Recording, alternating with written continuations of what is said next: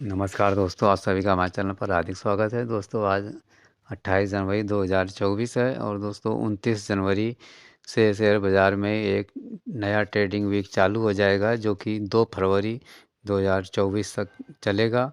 यानी कि 5 दिन ट्रेडिंग चलेगी पूरे वीक में।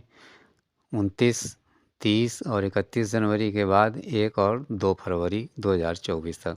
तो दोस्तों इस वीक में काफ़ी हंगामेदार कुछ खबरें निकल कर के आई हैं, जो कि बाज़ार में काफ़ी असर डाल सकती हैं और इन बातों को हमें काफ़ी गहराई से समझ कर के चलना पड़ेगा, तभी हम शेयर बाज़ार से अधिक प्रॉफ़िट कमा सकते हैं। दोस्तों शेयर बाज़ार का जो अगला हफ्ता होगा, जो नई खबरें होंगी उनको समझने से पहले हम समझ लेते हैं कि पिछला हफ्ता किस हिसाब से गया है।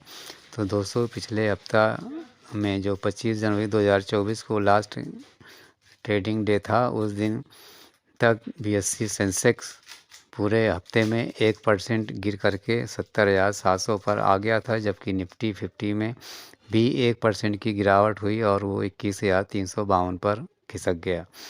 सेक्टरल फ्रंट की बात करें तो निफ्टी मीडिया में तो ज़बरदस्त गिरावट रही 10% की। निफ्टी रियल्टी इंडेक्स डाउन रहा 4.5%। निफ्टी बैंक इंडेक्स में भी ज़बरदस्त गिरावट रही 2.6% की।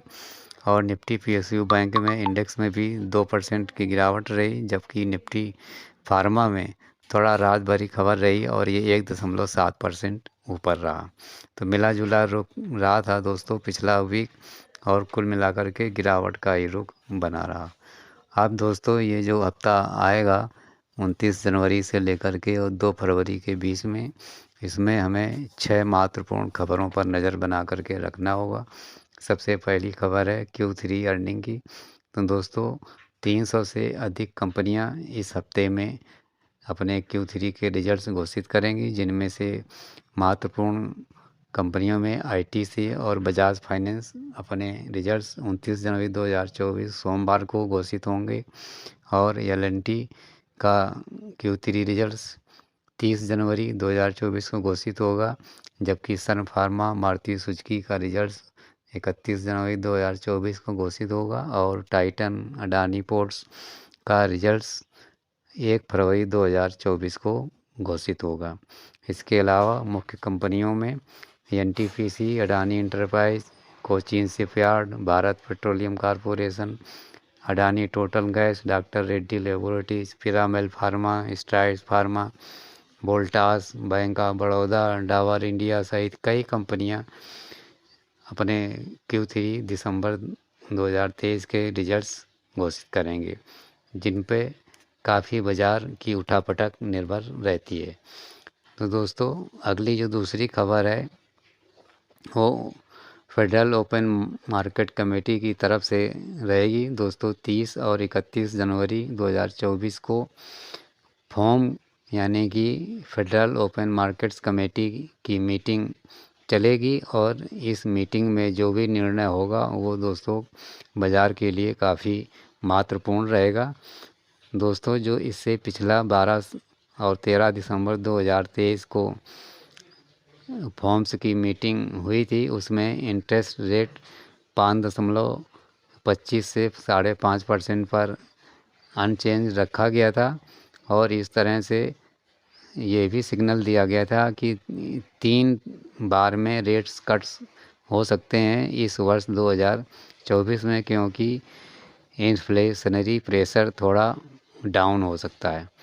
तो दोस्तों जो इस समय इन्वेस्टर्स हैं वो इस जो अनचेंज के मेंटेनेंस के बारे में थोड़ा इस समय होप चल रही है कि ये डिसीजन आ सकता है फेडरल ओपन मार्केट कमेटी की तरफ से। तो यदि दोस्तों इंटरेस्ट रेट अनचेंज रहता है तो ये बाज़ार के लिए थोड़ा अच्छा रह सकता है। इसी तरह से तीसरी खबर दोस्तों इंतरिम बजट की तरफ से रहेगी।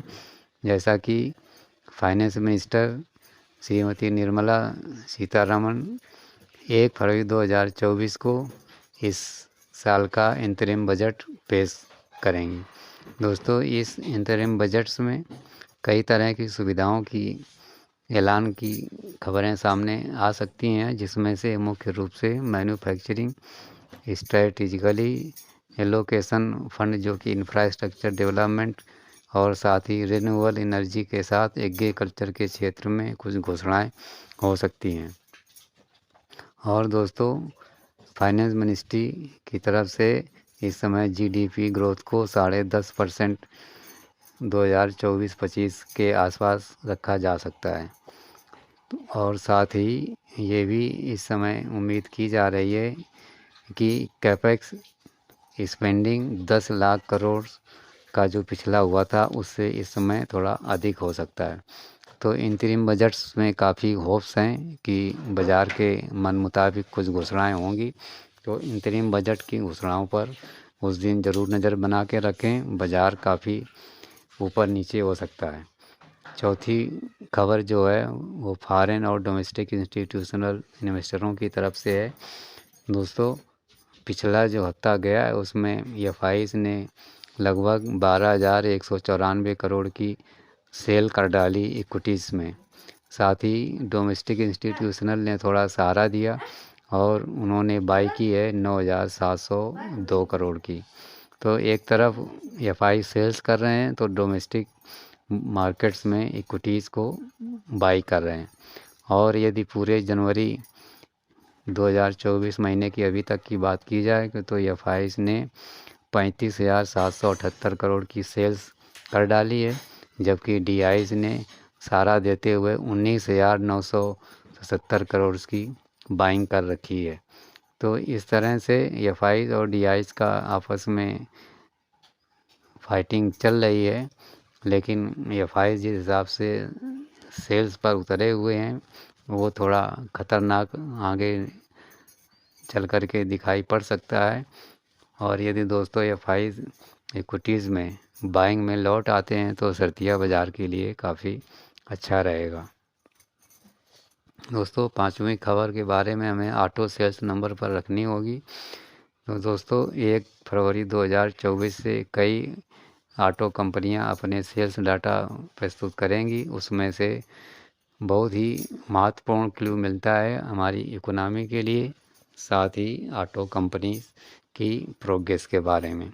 तो दोस्तों, यदि हम बात करें तो पिछले दिसंबर 2023 में पैसेंजर्स व्हीकल्स में थोड़ी सी नॉमिनल 4.4% की ईयर ऑन ईयर बेसिस पर बढ़ोतरी दिखाई दी थी, लेकिन मारुति सुजुकी जो कि इस समय लार्जेस्ट कार मेकर है हमारे देश की, उसने सेल्स फिगर जो दिसंबर 23 में थी उसमें थोड़ा सा गिरावट का रुख दर्ज किया था। और इसी तरह से हीरो मोटर्स कार्प ने भी टोटल सेल्स में 0.06% की ईयर ऑन ईयर बेसिस दिसंबर महीने में सेल्स को कम दिखाया गया है। तो इस तरह से मिला जुला रुख पिछला दिसंबर रहा है ऑटो सेल्स नंबरों के लिए, और इसी तरह की उम्मीद की जा रही है कि जो अब जनवरी महीने में भी सेल्स डाटा आएंगे वो भी इसी उम्मीद के हो सकते हैं। तो इसलिए थोड़ा बारीकी से इन ऑटो सेल्स नंबरों पर नज़र रखेंगे तो आप बाज़ार में अच्छे पैसे और अच्छे प्रॉफिट बना लेंगे। अब दोस्तों, छठे पॉइंट्स टेक्निकल एस्पेक्ट की है। दोस्तों, जो टेक्निकल एक्सपर्ट लोग हैं वो इस समय बाज़ार को एक तरफा घूमने की बात कर रहे हैं और ये मार्केट्स फ्लक्चुएट हो सकती है 21,300 से लेकर के 21,500 की लेवल पर। दोस्तों, इसी संबंध में रूपक डे जो कि सीनियर टेक्निकल एनालिस्ट हैं एलकेपी सिक्योरिटीज़ ने, उन्होंने कहा है कि यदि 21,500 का लेवल हायर लेवल में टूट जाता है तो दोस्तों ये शर्तियाँ 21,700 लेकर के 22,000 की लेवल तक शॉर्ट टर्म में ही पहुंच सकता है। इसलिए ये उम्मीद की जा रही है कि फ्लक्चुएशंस होते होते 1-2 दिन में बाज़ार अपनी रफ्तार फिर से तेज़ी की तरफ बढ़ा सकता है और ये 22,000 की लेवल्स तक पहुंच सकता है, क्योंकि इस समय कई डाटा महत्वपूर्ण आने वाले हैं। उसमें सबसे महत्वपूर्ण Q3 के रिजल्ट्स और जो अभी इंतरिम बजट्स आना है उनमें से काफ़ी इस समय होप हैं, और इनमें से कुछ भी यदि अच्छा आता है, बजट अच्छा आता है, तो दोस्तों ये शेयर बाज़ार के लिए एक तरह से संजीवनी काम करेगा और शेयर बाज़ार फिर से एक बार अच्छी रफ्तार पकड़ेगा। हम सभी लोग यही होप करते हैं कि ये हफ्ता शेयर बाज़ार में एक नई ऊर्जा और नई क्रांति लेकर के आए और सभी इन्वेस्टरों का बहुत ही अच्छा फ़ायदा हो। तो दोस्तों मेरी तरफ से आप सभी लोग अगले हफ्ते यानी कि 29 जनवरी से लेकर के 2 फरवरी वाले सप्ताह में शेयर बाज़ार से आप अधिक से अधिक लाभ कमाएं, साथ ही आपकी जो इन्वेस्टमेंट की वैल्यू है वो कई गुना आगे बढ़े। ये मेरी हार्दिक शुभकामनाएं रहेंगी। दोस्तों वीडियो अच्छा लगा हो तो लाइक ज़रूर कर दें, शेयर भी कर दें और हमारे चैनल को भी सब्सक्राइब कर दें। धन्यवाद।